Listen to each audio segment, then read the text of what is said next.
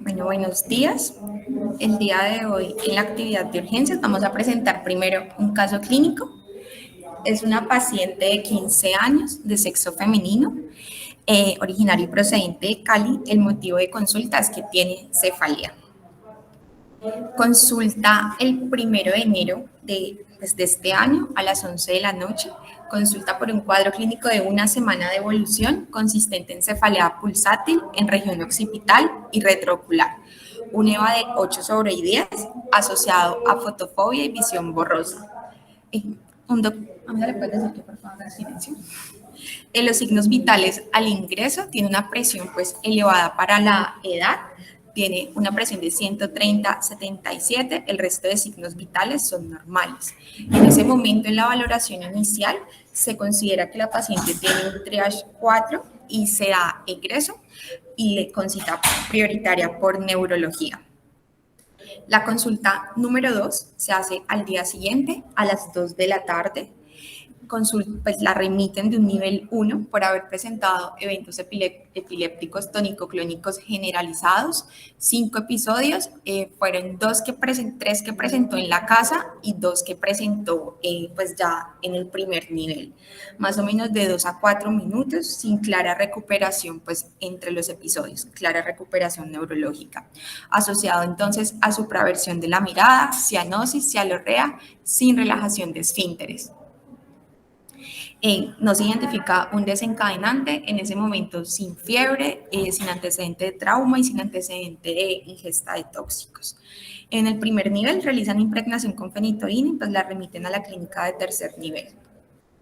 En revisión por sistemas, la madre refiere que la niña tenía 2 años de un cuadro pues muy sugestivo de migraña que se había estudiado de forma ambulatoria con un TAC simple normal y un electroencefalograma del 2019 también normal. La mamá niega cualquier otra sintomatología o contacto con personas enfermas. En cuanto a los antecedentes, entonces la migraña, para el manejo de la migraña consumía regularmente imipramina y ergotamina más cafeína. Resto de antecedentes pues negativos con un neurodesarrollo normal durante toda su vida.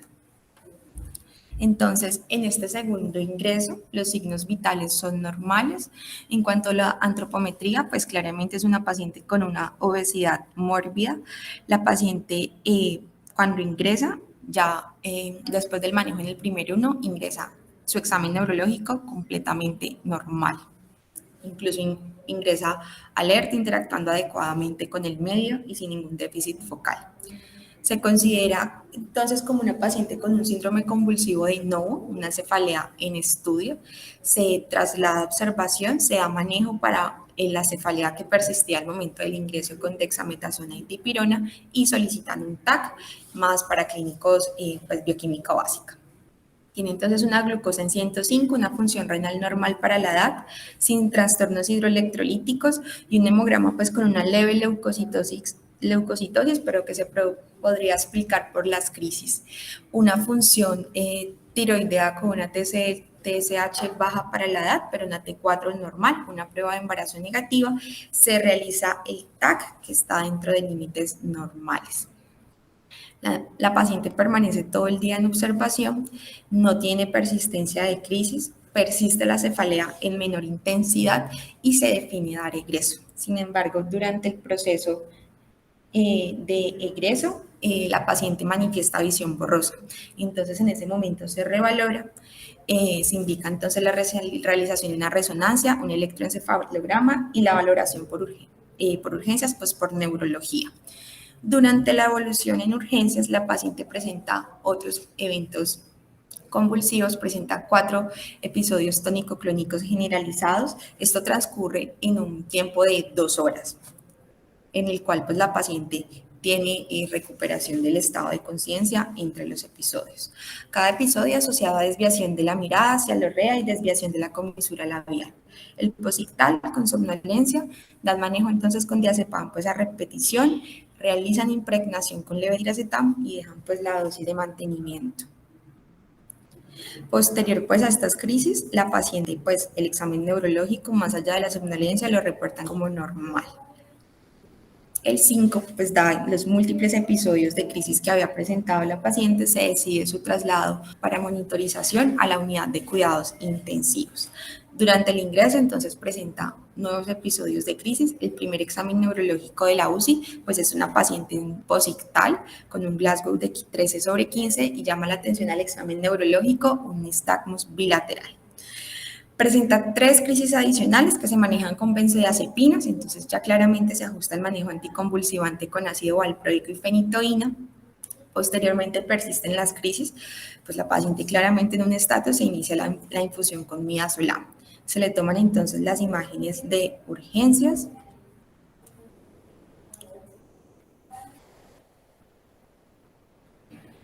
Bueno.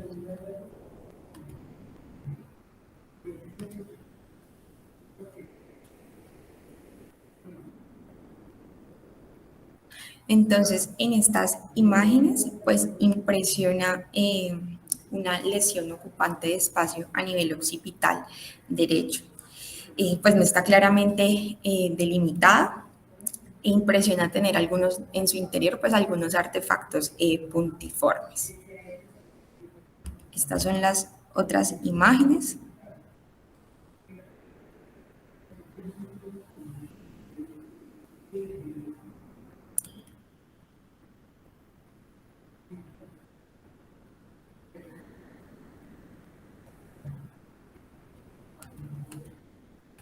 Y aquí pues ya se ven un poco más claras, se va a poder ver la lesión a nivel occipital derecho.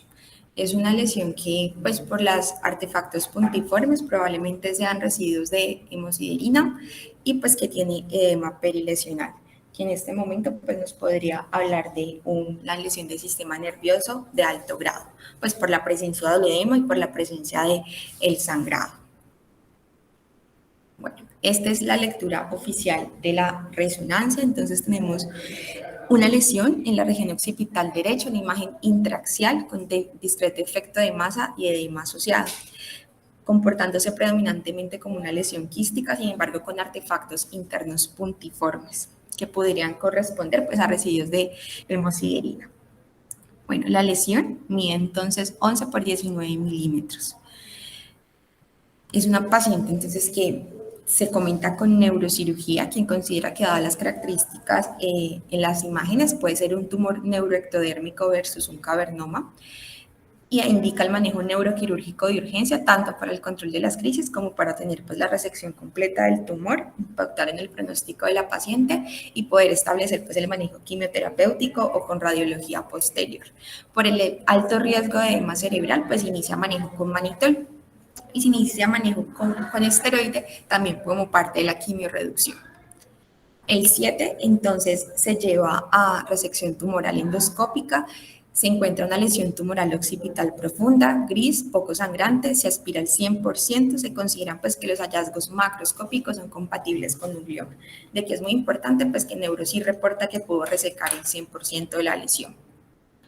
Ya el 9, la paciente con una adecuada evolución, sin nuevas crisis, por lo que se suspendió la infusión con midazolam, se suspendió la fenitoína y pues todas las medidas antiedema. El 13, cuando ya está en piso, se define pues dar egreso pues a la espera de la patología. Este es el resultado de la patología. Es un astrocitoma difuso grado 2A, sin embargo, pues tiene pendiente toda la inmunohistoquímica para determinar si la paciente es susceptible de radioterapia o ya con la resección 100% del tumor, pues ya es una paciente tratada. Con este tipo de tumor, pues es característica la cefalea, pero cuando ya llevan mucho tiempo con el tumor, en las etapas iniciales, pues la paciente no va a presentar signos de alarma. Entonces, esto nos habla pues de la progresión que había tenido. Entonces, por este caso clínico decidimos revisar enfoque de la cefalea en el servicio de urgencias. Este es el contenido de la charla. Bueno, entonces la cefalea pues es un motivo muy común de consulta en la población pediátrica, afecta hasta en algún momento de la vida el 88% de los niños y adolescentes. Las causas más comunes que se ven en el servicio de urgencias pues son las secundarias, ya sean infecciones virales, no necesariamente del sistema nervioso central, y por migraña. Como veremos más adelante, se van a dividir en cefaleas primarias y secundarias. La manifestación clínica pues, de las cefaleas primarias va a depender del tipo específico de cefalea, ya sea una migraña, una cefalea tensional o una cefalea tensional. Y las cefaleas secundarias van a depender pues, de si presenta síntomas sistémicos, signos neurológicos anormales, como es un inicio, si presenta signos occipitales, si está precipitado por Valsalva, si es posicional, progresivo o si tiene antecedentes familiares. Entonces, pues, esta mnemoteca nos sirve mucho para desde un inicio empezar a clasificar la cefalea. Y el tratamiento, pues, claramente va a depender de la causa subyacente. En cuanto a la epidemiología, pues es una condición bastante común. Esta es una revisión sistemática de 64 estudios observacionales que buscaron establecer la prevalencia de la cefalea en general o de la migraña en 200.000 niños. Entonces incluyó población desde los 3 años hasta los 20 años. Entonces, ¿qué se encontró? El 54% en algún momento pues había consultado por cefalea y el 9.1% por migraña. Entonces, pues es bastante común. Este es otro estudio ya de 10.198 pacientes de 4 a 18 años de edad. Fueron los pacientes que se reportaron a un registro en Estados Unidos de 1999 al 2004, que se evaluaron para ver si en el último año, en el mes anterior, perdón, habían consultado por cefalea, que ya fuera frecuente o muy severa. Entonces, ¿qué se encontró? Que hasta el 17% de los niños tenían en sus antecedentes pues este motivo de consulta. Como vemos acá en la gráfica, pues la diferencia entre niños y niñas es muy similar en los primeros años de vida, pero ya en las adolescentes es claramente mayor en las mujeres. Bueno, en cuanto a la etiología, los vamos a dividir en trastornos primarios de la infancia, entre trastornos primarios y trastornos secundarios de cefalea. Entonces, a grandes rasgos, las cefaleas primarias es la migraña, la cefalea tensional, la cefalea en racimos y otros desórdenes pues que son mucho más raros.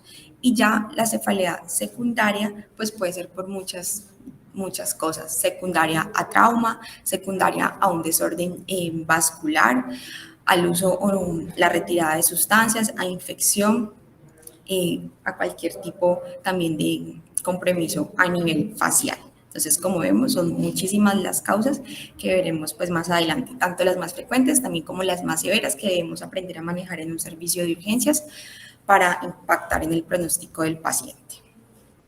Bueno, en esta serie de casos de 1.800 niños que en promedio tenían 9 años, se incluyeron niños entonces que habían consultado al servicio de urgencias por cualquier tipo de cefalea, menos cefalea postraumática, que se encontró pues que la gran mayoría eran cefaleas primarias con el 62% de los casos.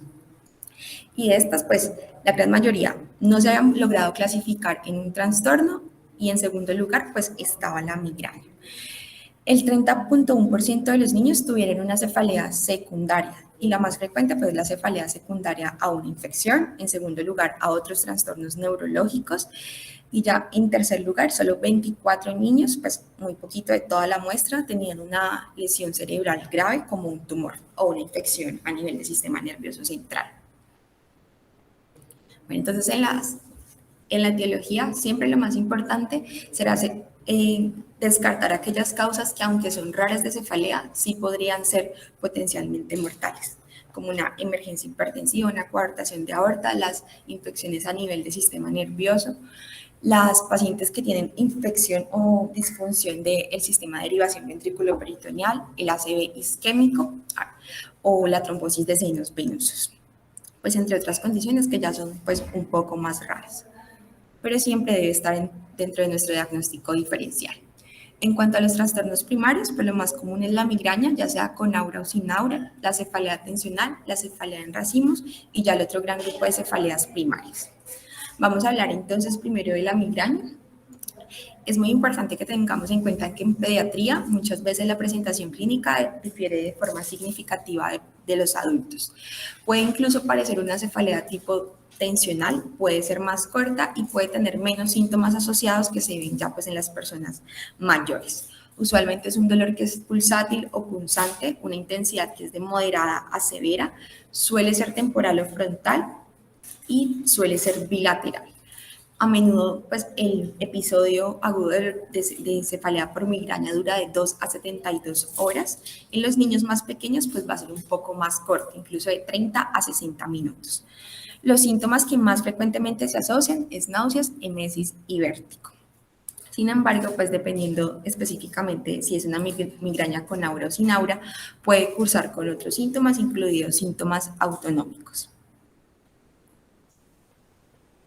Bueno, entonces aquí, como vemos que, como en muchas de las patologías de pediatría, las manifestaciones difieren según la edad. En los niños más pequeños, pues los síntomas son muy inespecíficos, puede ser simplemente un niño que está pues hipoactivo. En los niños más grandes, entonces ya empiezan los síntomas más característicos, el vómito, la sensibilidad, pues la fotofobia y ya es bitemporal. Y en los adolescentes, entonces ya el cuadro suele ser gradual y a diferencia de los más chiquitos, con más frecuencia es unilateral. Siempre en el cuadro de migraña, desde la enfermedad actual, pues identificamos que el paciente ya tiene desencadenantes claros para su cuadro, pues que va a variar dependiendo de cada paciente. Puede ser algún alimento, algún medicamento, en los adolescentes el alcohol, algunos tipos de medicamentos, el ruido, la bulla o el estrés como tal. Bueno, tenemos entonces criterios diagnósticos para migraña sin aura como migraña con aura. Entonces, para la migraña sin aura es una cefalea que dura de 2 a 72 horas y que tiene que ser unilateral, pulsátil, un dolor que sea de moderado a severo y que es causado pues con la actividad física de rutina y pues que se va quitando pues si el paciente está en descanso. Durante la cefalea, entonces, presenta náuseas, emesis, fotofobia, fonofobia y no se puede explicar por ningún otro diagnóstico pues, de la clasificación de las cefaleas. Lo que tiene la diferencia con la migraña con aura es que el paciente con migraña con aura tiene un inicio usualmente gradual. 30 minutos antes de como tal iniciar la cefalea puede empezar con cambios visuales, incluso escotomas, síntomas sensoriales como sensación de hormigueo o entumecimiento. También incluso algunos pacientes su aura es confusión, debilidad, pero estos cambios neurológicos pues son muy cortos, van a ser hasta 30 minutos. Casos muy, muy raros, el aura se puede prolongar hasta 1 hora. Bueno, en cuanto a la fisiopatología de la migraña, pues realmente no se comprende por completo. Se sabe que involucra múltiples mecanismos, tanto del sistema nervioso central como del sistema nervioso periférico. A nivel del sistema nervioso central, entonces tenemos la activación hipotalámica, la alteración en los circuitos tálamo-corticales y también alteración pues, en las diferentes conexiones a nivel de la corteza cerebral. Ya vamos a ver cada uno de estos elementos. Entonces, cada uno de estos componentes, tanto a nivel del sistema nervioso central como periférico, va a contribuir a los síntomas de la migraña y también constituyen un blanco terapéutico. Es por eso que para el manejo, sobre todo profiláctico de la migraña, el espectro de medicamentos es tan variado. Entonces, sabemos que los pacientes con migraña tienen una vulnerabilidad genética a diferentes desencadenantes ambientales, que ya habíamos visto que podían ser medicamentos, la fluctuación hormonal, el estrés, la ansiedad, la fatiga, la privación del sueño y diferentes cambios en la temperatura y la luz. Entonces, estos desencadenantes inician una excitación neuronal que es anormal y que va a contribuir pues, a las manifestaciones clínicas en los pacientes que ya tienen una vulnerabilidad genética. Entonces, lo primero tenemos la depresión de la propagación cortical, que me va a generar liberación de iones hidrógeno y de iones de potasio, y otros agentes proinflamatorios como el ácido araquidónico y el óxido nítrico. Todo esto se libera al espacio extracelular en la corteza. Estos agentes entonces se difunden hacia los vasos sanguíneos locales y logran despolarizar las terminales trigeminales perivasculares. Esto va a provocar entonces la activación de la porción caudal del trigémino. Bueno, entonces al mismo tiempo, entonces los axones colaterales de las neuronas que están activadas en el ganglio trigémino van a liberar diferentes péptidos proinflamatorios en las meninges, lo que va a provocar pues que se genere una reacción inflamatoria local. La activación del núcleo, de la parte caudal del núcleo del trigémino causada por esta depresión cortical es capaz de producir vasodilatación de los vasos meningios a través de una vía que se origina en el seno sagital superior y alcanza los vasos meningios por el ganglio esfenopalatino. Entonces la percepción del dolor va a estar mediada por las proyecciones que van hacia el núcleo, hacia la porción caudal del núcleo trigémino.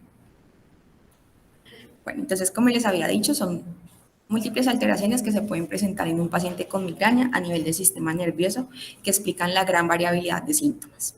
Entonces, los cambios a nivel del hipotálamo hacen que algunos pacientes puedan tener poliguria, cambios en el humor, cambios en el apetito y pues la presencia de esos síntomas premonitorios.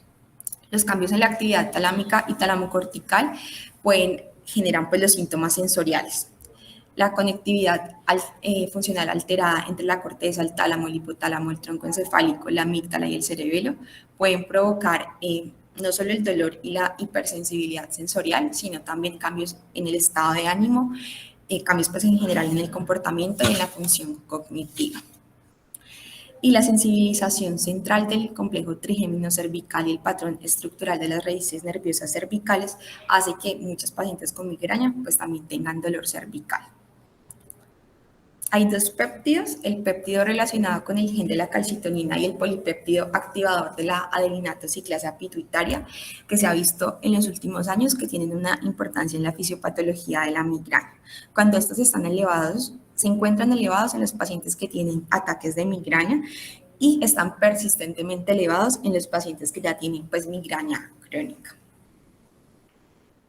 Bueno. Como parte importante de la fisiopatología de la migraña en pediatría, se ha visto que hay algunos síndromes episódicos infantiles que son precursores de la migraña. Entonces, tener cualquiera de estos, pues cuando los niños son más pequeños, usualmente antes de los 10 años, pues es un importante factor de riesgo para migraña en la adultez. Entonces son el vómito cíclico, la migraña abdominal, el vértigo paroxístico benigno, la tortícolis paroxística benigna, el cólico del lactante y la hemiplegia de la infancia. Bueno, en cuanto a la cefalea tensional, entonces es un dolor que es de leve a moderado, descrito como en forma de banda en la cabeza, se localiza de forma difusa, está desencadenado por fatiga, cualquier otra pues, condición sistémica, estrés o tensión muscular. La rigidez de nuca en los niños, en este caso, se reportan hasta el 97% de los pacientes con cefalea tensional crónica y puede durar menos de una hora hasta días. Entonces puede ser episódico si dura menos de 15 días por mes o crónico si dura más de 15 días por mes. La fisiopatología pues no está completamente dilucidada. Los puntos gatillo miofaciales que están sobre los músculos del cuello, la cabeza y los hombros pueden causar un dolor miogénico referido hacia la cabeza que contribuye pues a la presentación de la cefalea tensional. La sensibilización de estos puntos entonces provoca una potenciación a largo plazo de estas neuronas nociceptivas a este nivel y pues lo que podría conducir gradualmente a una cefalea tensional crónica. Bueno, estos son entonces los criterios. Entonces, al menos 10 episodios de cefalea que ocurren menos de un día al mes, que duran de 30 a 7 días y al menos se suelen ubicar de forma bilateral. Es un dolor opresivo en banda de intensidad leve a moderada y que no se agrava por la actividad física. No tiene entonces lo característico de la migraña, que es las náuseas, la emesis, la fotofobia, fonofobia. Entonces, menos de 12 o 15 días en el año es episódica infrecuente, de 1 a 14 días es episódica frecuente y más pues crónica. En cuanto a la cefalea en racimos, pues es un poco más rara. Es un dolor paroxístico que es severo, que es de corta duración, es unilateral, ya sea temporal, orbital o supraorbitario, y lo llamativo es que se asocia a inyección conjuntival, lagrimeo, rinorrea, edema palpebral, sudoración facial, miosis o ptosis, pero sin ningún otro componente alteración en el examen físico neurológico.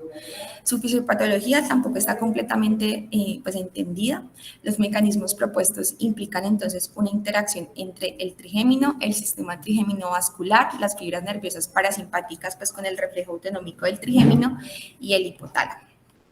Entonces, ¿qué pasa? La activación del trigémino puede inducir la liberación de péptidos, como el péptido relacionado con el gen de la calcitonina, lo que va a potenciar las señales nociceptivas. Bueno, Adicionalmente, la activación del sistema nervioso simpático va a inducir pues, los síntomas autonómicos que ya les había dicho que eran característicos de este tipo de cefalea. Y también pues, puede haber alteración pues, a nivel del hipotálamo con las proyecciones que van hacia el complejo, al complejo trigemino cervical o el núcleo salival superior. Entonces, esto explica este compromiso en el hipotálamo porque algunos pacientes tienen un patrón circadiano con este dolor. Bueno, en cuanto a los trastornos secundarios, que es quizás lo más importante que debamos descartar en un servicio de urgencias, pues lo principal, como les había dicho, es tener en cuenta nuestro diagnóstico diferencial, causas potencialmente mortales de cefalea, aunque sean menos comunes. Las primeras, pues los tumores, las infecciones a nivel intracraneal, los desórdenes vasculares a nivel intracraneal. Entonces, en cuanto a las infecciones, pues cuando hablamos de infección como causa secundaria, no hablamos necesariamente de una infección a nivel del sistema nervioso central. Sabemos que muchas infecciones virales pueden cursar con cefalea, incluidas las infecciones de vías respiratorias altas, la sinusitis, la faringitis estreptocóxica, pues que son bastante comunes. Ya la meningitis y la encefalitis, pues claramente son mucho más raras, pero debemos tenerlos en cuenta. Cualquier patología que genere aumento de la presión intracraniana, entonces cualquier patología que me genere hidrocefalia, medicamentos, hormonas, o claramente como el caso de nuestra paciente, la presencia de un tumor, pues también está dentro de los diagnósticos diferenciales.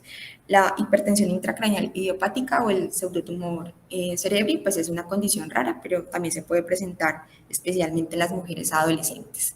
También la reducción súbita de la presión intracraneal va a generar cefalea. Esto va a pasar ya sea por un trauma o un trastorno en el tejido conjuntivo o en los pacientes usuarios pues, de válvulas. En cuanto a la enfermedad cerebrovascular, podemos tener hemorragia, isquemia, disección vascular, trombosis, vasculitis y pues la angiopatía de Moyamoya ya en un cierto grupo de pacientes.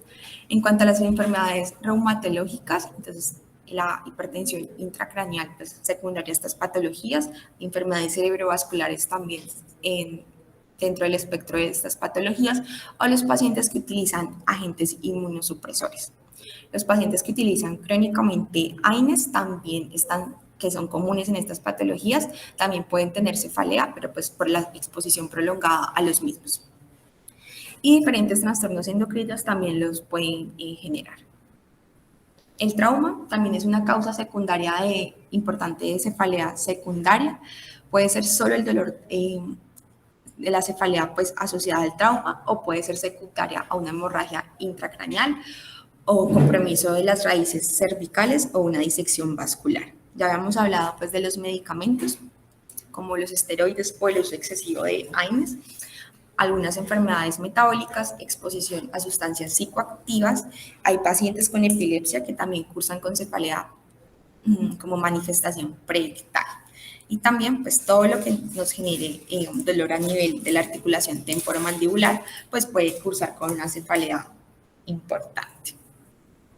Bueno, entonces vamos a hablar un poquito de las causas de cefalea secundaria que son más graves que nos pueden consultar al servicio de urgencias. El primero es el accidente cerebrovascular. La definición pues, estándar de los adultos la aplicamos para los niños, que es la presencia de un signo o síntoma neurológico de inicio agudo, atribuible ya sea a isquemia focal o a hemorragia. En pediatría lo vamos a dividir en dos, en el ACV perinatal, de las 28 semanas de gestación hasta los 28 días de vida postnatal, y ACV pues, infantil de los 28 días hasta los 18 años, claramente con etiologías muy diferentes. Entonces, el ACV isquémico lo podemos tener por una interrupción del flujo sanguíneo arterial, que sería el accidente cerebrovascular isquémico arterial, o por una obstrucción del flujo venoso, que sería entonces la trombosis del seno venoso cerebral. El ACV hemorrágico, pero pues que es mucho más raro. Entonces, ¿cómo se va a manifestar? Pues depende directamente del lugar donde se localice la lesión. Es muy común que curse con cefalea hasta el 50% de los casos. Puede cursar con alteración del estado de conciencia, con crisis hasta el 25% de los casos. Ya hemiparesia hasta el 60-70% de los casos, alteraciones en el lenguaje también con el 50% de los casos, alteraciones en la visión hasta el 15%. La trombosis del seno venoso cerebral, entonces puede se da pues por la presencia de un trombo en alguno de los principales senos que drenan el cerebro, entonces puede afectar el seno sagital superior, transverso o sigmoide o ya el sistema venoso profundo. Aquí sí la principal manifestación va a ser la cefalea. Igualmente pueden cursar con crisis, con alteración del estado de conciencia y con parálisis de los nervios craneales. El deterioro del estado de conciencia en estos pacientes pues claramente es un signo de mal pronóstico. Otro de los trastornos secundarios importantes pues son los tumores, como en el caso de la paciente del caso clínico, que aunque no son comunes, no son tan comunes en la población general. Cuando se habla de tumores en pediatría, sí son la segunda causa de tumores en frecuencia y es la que mayor mortalidad genera. Entonces, de aquí de la importancia de diagnosticarlos de forma oportuna.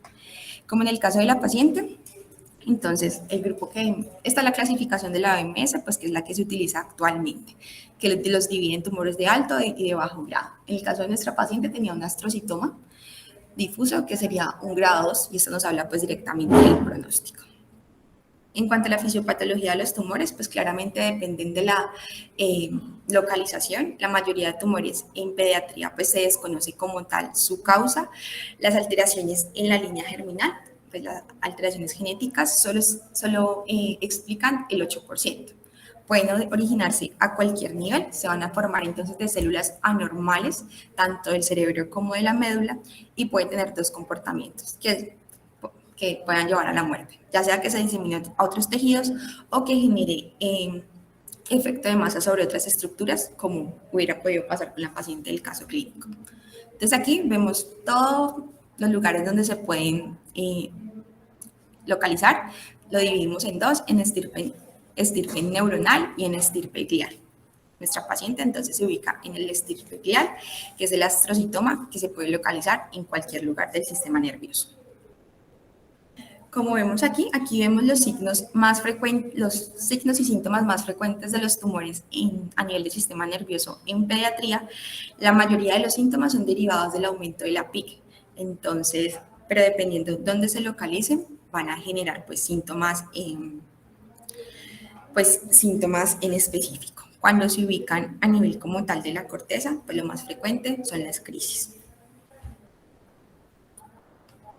Bueno, ya para pasar a hablar de la clasificación de las cefaleas, si es aguda, entonces esto es importante clasificarlo porque dependiendo de eso nos vamos a orientar muy fácil a cuál puede ser la etiología. Entonces, si es aguda, podemos pensar en una infección del tracto respiratorio superior, incluido sinusitis, faringitis, también pensar en que pueda cursar con una infección a nivel del sistema nervioso central o que sea secundario pues, a una de las cefaleas primarias, especialmente la migraña. También debemos tener aquí en cuenta el ACV y la trombosis de senos venosos como causa de cefaleas agudas. En los pacientes con factores de riesgo, como los que utilizan una DBP, pues la disfunción de la misma. Y también el abuso de sustancias psicoactivas, tanto el consumo como la retirada de las mismas, pues pueden generar cefaleas agudas importantes. En cuanto a las cefaleas recurrentes, entonces básicamente tenemos los trastornos de cefalea primarios. Y también algunas alteraciones sistémicas como la hipertensión y el hipertiroidismo. Bueno, ya las que son crónicas progresivas, entonces siempre pensar en la presencia de una lesión cerebral, un tumor cerebral, la presencia de hidrocefalia, ya sea obstructiva comunicante, el pseudotumor cerebri, y cualquier pues, lesión que pueda ir ocupando espacio de forma progresiva, como un hematoma subdural o un absceso cerebral, o algunas malformaciones vasculares pues, en progresión. Y la cefalea crónica no progresiva, entonces aquí están los trastornos primarios que se vuelven crónicos. Bueno, en cuanto a las manifestaciones clínicas, pues lo más importante es buscar los signos de alarma. El dolor, la cefalea en pediatría, pues es demasiado común, pero es poco común que los pacientes cursen con signos pues de alarma. Siempre lo más importante es descartar que no tenga un tumor. Este es un estudio en el que se buscó pues caracterizar una gran población que tenía cefalea. En esta tabla entonces vemos de los pacientes que no tenían signos de alarma, qué porcentaje tuvo una cefalea secundaria pues, a un trastorno grave. Entonces, ¿qué se encontró?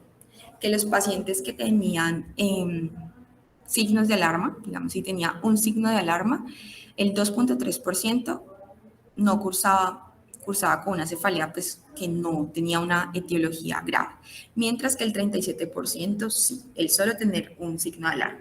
Y ya la presencia de dos signos de alarma, hasta el 41%, pues cursó con una etiología grave. El 95% de los niños que tienen cefalea y un tumor cerebral tienen algún hallazgo anormal en el examen físico de ingreso, incluso en la primera consulta. Bueno, entonces, ¿cuáles son los signos de alarma que vamos a tener en cuenta? Una cefalea persistente, entonces más de 4 semanas, o una cefalea que despierta al niño durante la noche, que ocurre justo cuando va a despertar, cualquier cefalea en un niño menor de 4 años, o que se asocia a alteración del estado de conciencia, o que se asocia a emesis persistente al despertar. Un paciente que asociado a la cefalea tiene regresión de las habilidades motoras, debilidad motora focal, alteraciones en la marcha, una parálisis facial sin mejoría en 4 semanas, o que empieza con dificultades para la deglución, pues, sin una causa identificable.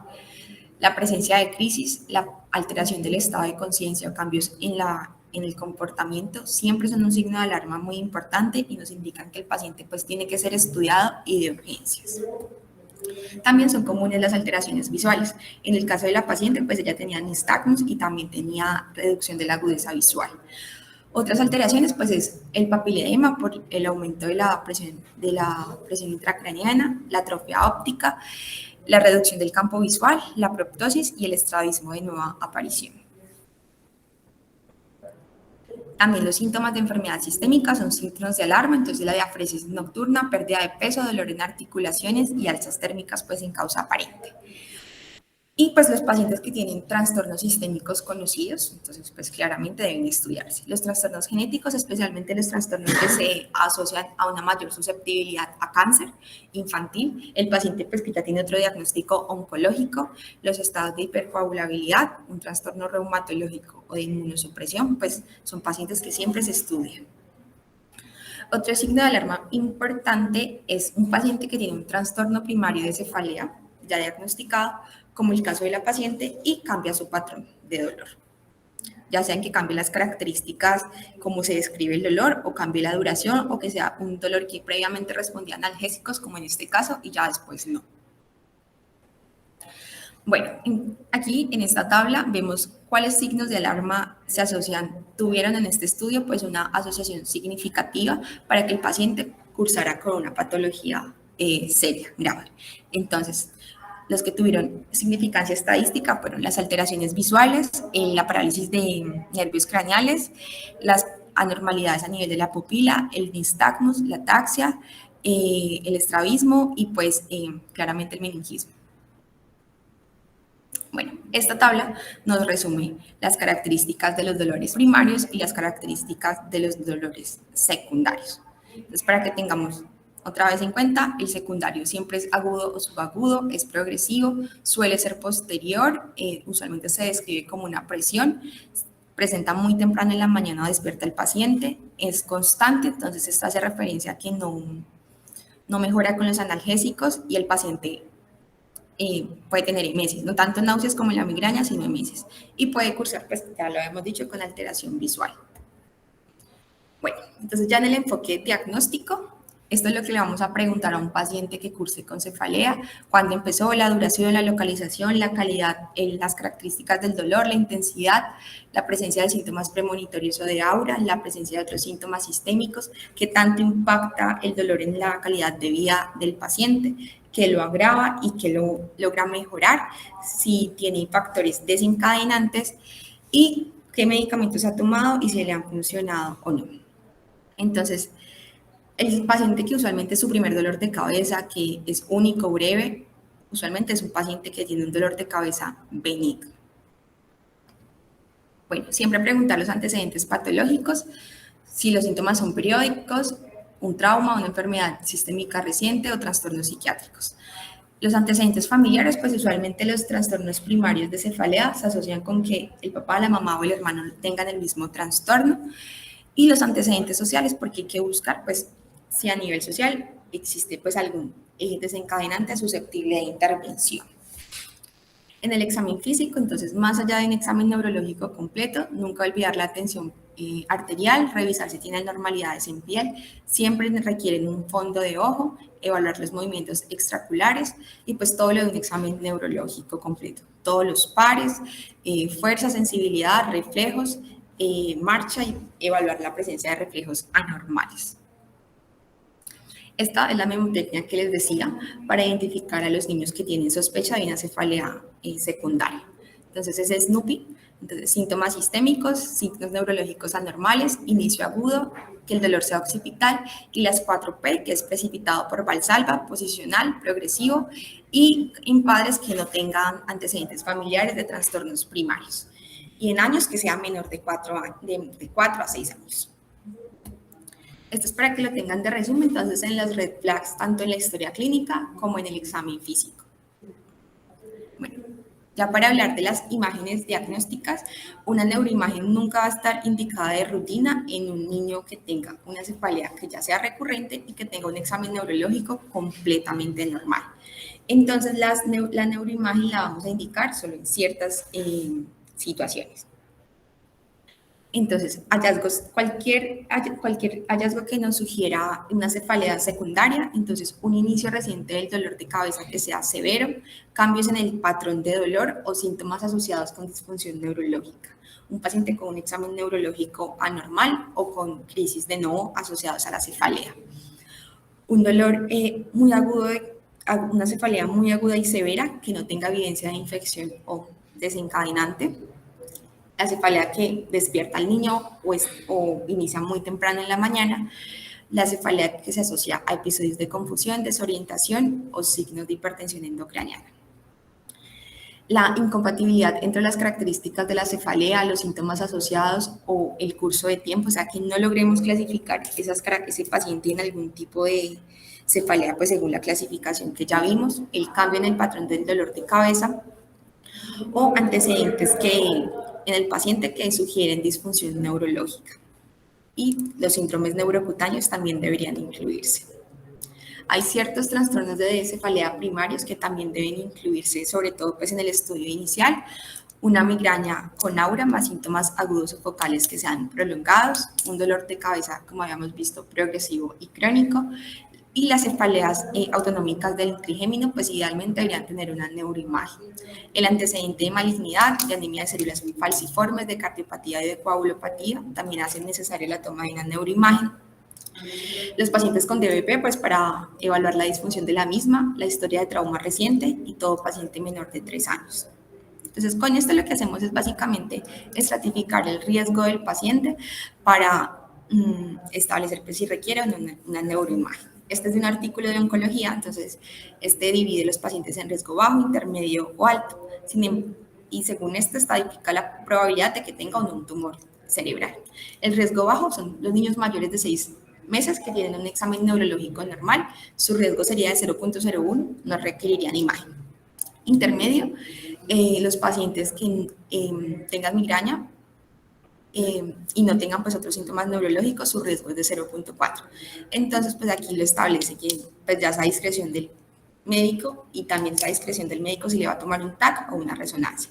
Y los riesgos altos es cualquier menor de 6 meses o que tenga cualquier predictor, signo de lesión ocupante de espacio. Aquí la probabilidad de lesión a nivel del sistema nervioso es del 4%, entonces todos requieren resonancia. En cuanto a las imágenes disponibles, la resonancia pues es la modalidad de imagen preferida para la evaluación. La tomamos en los niños que creemos que tienen una cefalea secundaria, cefalea asociada a afasia o debilidad motora o la sospecha de una nueva cefalea diaria persistente. El TAC, entonces, lo hacemos si no está disponible la resonancia, nos ayuda a detectar pues, fracturas o hemorragias, pero no va a detectar nunca pequeñas lesiones o lesiones en fosa posterior.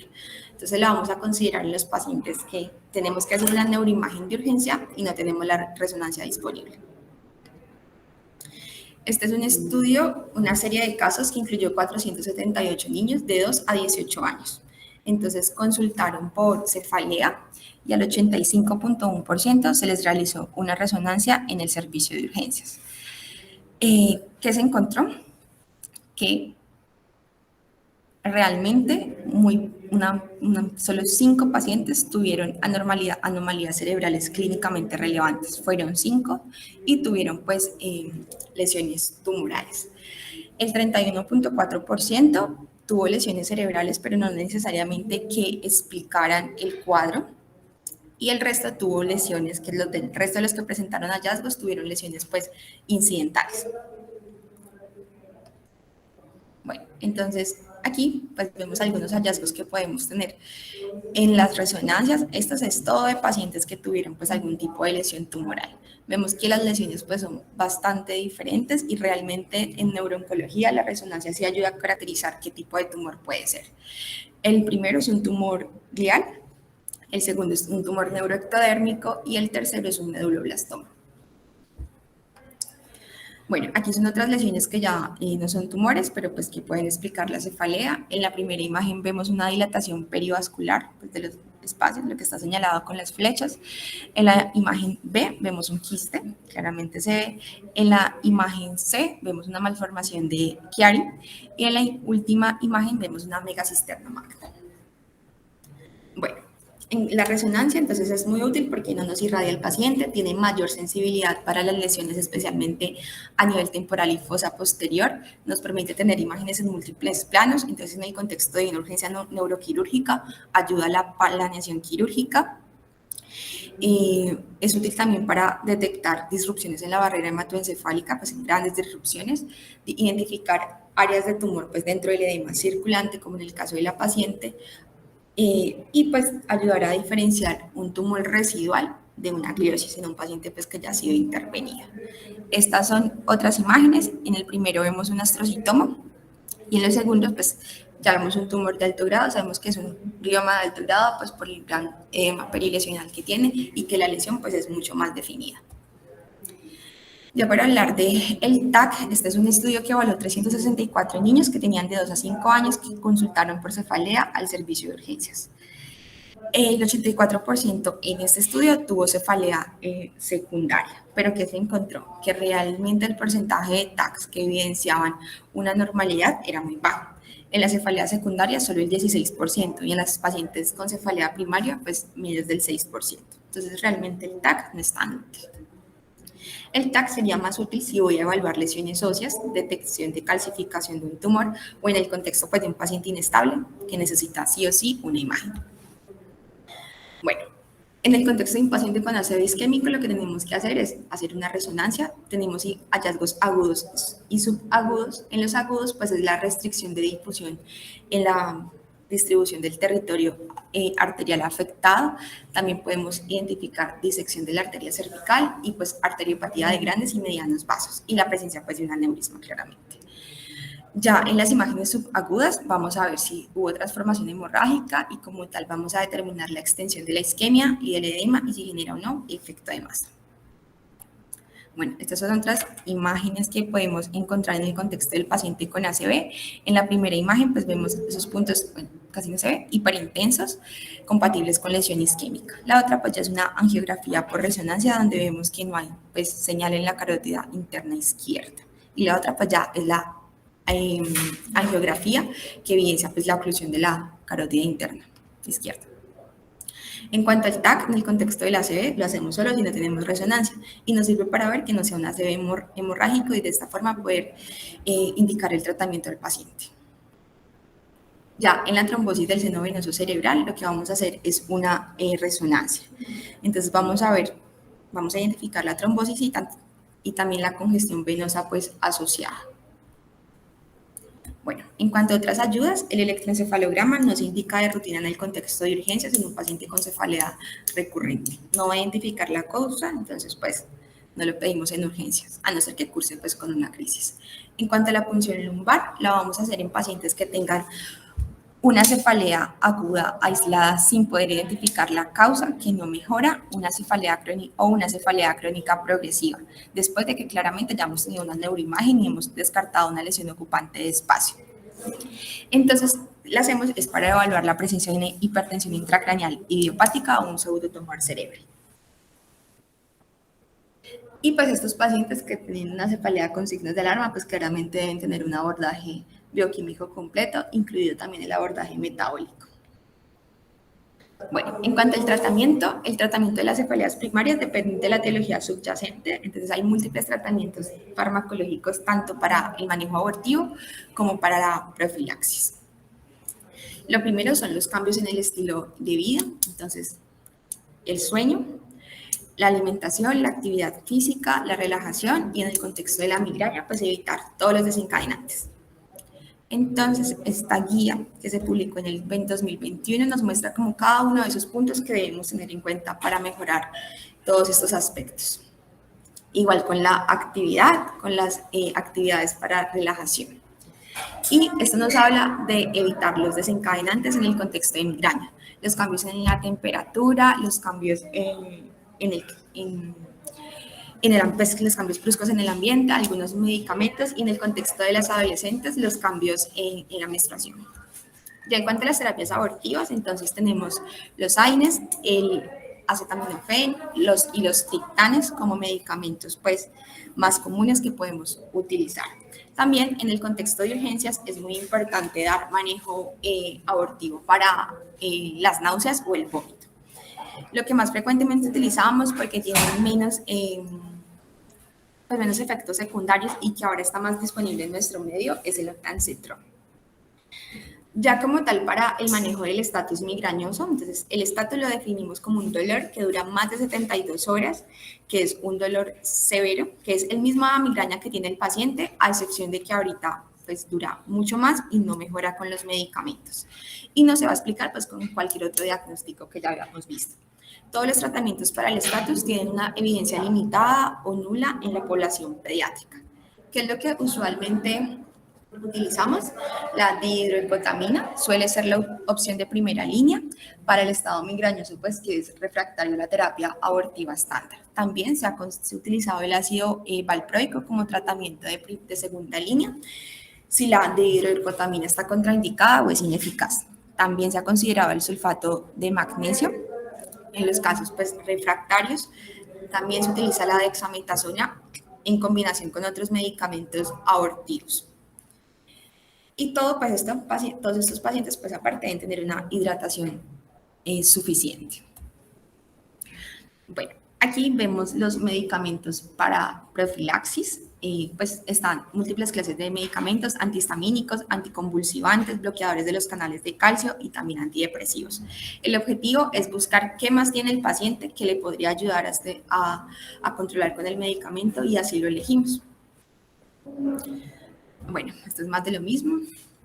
Y las medidas pues, que se han considerado como medidas no farmacológicas, algunos recomiendan la melatonina y la vitamina B2. Sin embargo, pues claramente eso no tiene evidencia suficiente. En cuanto al tratamiento de las cefaleas secundarias, van a depender directamente de la causa y el estado clínico del paciente. Aunque son raras, pues las debemos conocer porque le va a cambiar el pronóstico. Entonces, en el tratamiento de la ACV isquémico arterial, las estrategias neuroprotectoras para equilibrar el suministro del sustrato metabólico con la demanda metabólica de los tejidos y así hacer que se limite pues, el espacio de penumbra. Buscamos limitar las lesiones, salvar la penumbra, prevenir pues, la extensión del ACV o su transformación. Entonces, vamos a mantener una presión de perfusión cerebral adecuada, una cama a 30 grados, el manejo adecuado de líquidos, el manejo de la tensión arterial. En estos pacientes permitimos una hipertensión permisiva. La oxigenación adecuada, evitar la fiebre, las crisis, pues todo lo que me aumente la demanda metabólica. El manejo neuroquirúrgico emergente, entonces se hace con la hemicranectomía o la craniectomía. Esto pues es en casos en que no he podido controlar el aumento de la PIC con otras medidas y es importante conocerlo, sobre todo porque estos pacientes deben ser manejados en un tercer, cuarto nivel porque mejora la supervivencia de forma significativa, hasta el 78%. Claramente pues con una morbilidad muy alta. Bueno, en cuanto al ya como tal la terapia médica, faltan datos de seguridad y eficacia en el momento pues hiperagudo de los accidentes cerebrovasculares. Entonces, en ausencia de grandes estudios en pediatría, pues nos basamos mucho en los adultos y la gran mayoría pues siguen siendo controvertida. Entonces, ¿en quién pues vamos a considerar manejo médico? En aquellos pacientes que tengan un déficit incapacitante persistente, un NIS mayor a 6 en el momento de la evaluación, o que tenga pues la evidencia de imagen confirmada. Se hace con alteplasa, la recanalización arterial con alteplasa o con la trombectomía endovascular. Bueno, en cuanto el activador de plasminógeno tisular, pues realmente no existen indicaciones claras en pediatría, la evidencia es extremadamente limitada y se debe individualizar con cada caso. Bueno, entonces estas son las recomendaciones del Royal College para el uso de este medicamento. Entonces solo lo aprueban niños mayores de 8 años, que no tengan contraindicaciones, que se pueda iniciar en las 4.5 horas pues, posterior al inicio de los síntomas, que tenga un déficit que se pueda evaluar entre un NIS mayor a 4 y menor de 24, pues porque si ya está mayor de 24, pues tiene muy mal pronóstico. Que tenga un TAC o un angio-TAC que sea normal o tenga la evidencia de la isquemia o de la oclusión parcial o completa de la arteria intracraneal, o pues la resonancia con la misma evidencia. Bueno, estas son todas las contraindicaciones. Lo que principalmente se presenta en nuestro medio es que nunca sabemos como tal el tiempo de evolución de los síntomas. Cualquier, pues, si tiene antecedentes de hemorragia, si tiene alguna coagulopatía, si tiene alguna malformación arteriovenosa, pues tampoco podría utilizarse. O si tiene una intervención reciente. Bueno, como tal, la embolectomía mecánica no se recomienda de rutina fuera de investigación. Bueno, y en cuanto a la trombosis del seno venoso cerebral, las mismas medidas neuroprotectoras que ya habíamos evaluado inicialmente y pues un seguimiento continuo. Adicionalmente, entonces, estos son los criterios de la baja y de la baja para que pacientes se beneficien de anticoagulación. Entonces, si ya ha hecho como tal el diagnóstico de la trombosis del seno venoso cerebral, la AJA dice que los pacientes deben ir con dosis completadas de heparina de bajo peso molecular y la continuación después o con un antagonista de la vitamina K durante 3 a 6 meses. El otro, el American College, dice que entonces le voy a poner este manejo médico si no hay una hemorragia intracraneana significativa. Inicialmente entonces recomienda administrar heparinas no fraccionadas o heparinas de bajo peso molecular, seguidas si no había recibido heparinas de bajo peso molecular de estas o también de un antagonista de la vitamina K. Bueno, y en cuanto a las lesiones tumorales, pues el manejo se basa en la cirugía, como en el caso de nuestra paciente que era una urgencia neuroquirúrgica hacer la resección completa del tumor. También radioterapia, esto pues cuando ya hagamos como tal la estadificación del tipo de tumor que tiene el paciente, la edad del niño y si fue o no una resección completa, teniendo en cuenta que la radioterapia pues tiene efectos muy significativos en pediatría y no se recomienda por debajo de los 3 años.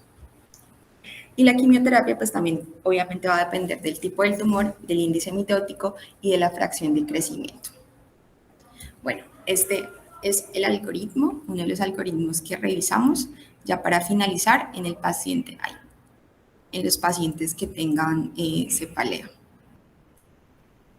Entonces, lo primero es tomar toda la historia clínica que ya vimos, hacer un examen neurológico completo, buscando o no la presencia de una causa de cefalea secundaria y buscando siempre la presencia de signos de alarma.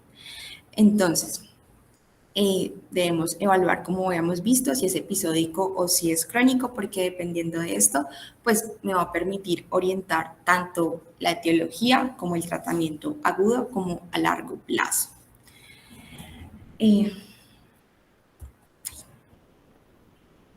Entonces ya esta guía nos da varios planes de tratamiento. Entonces, nos dice primero que si el paciente, yo le estoy sospechando una cefalea secundaria, pues me oriente el diagnóstico hacia el tipo de cefalea secundaria que creo.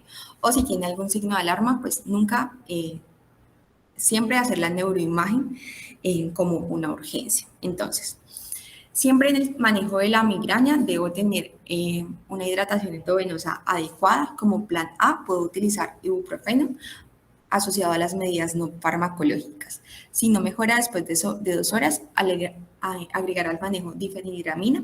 Y de tercera línea, si persisten los síntomas después de 4 a 6 horas, nueva dosis de ibuprofeno más difenhidramina y ya dejarla con horario cada 6 a 8 horas.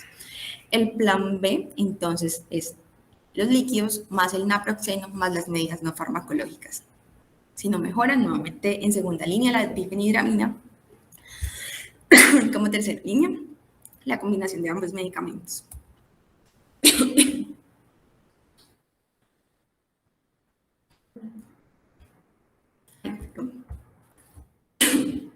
¿Tienes agua?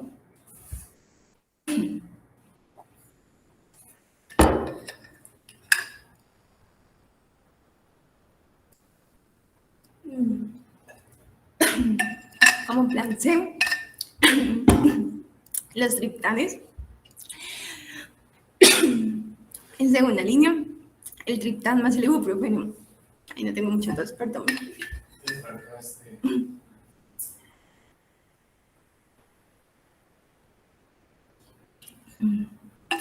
Ya. En segunda línea, los triptanes, el ibuprofeno. Y en tercera línea, el ibuprofeno más los triptanes más el antimético.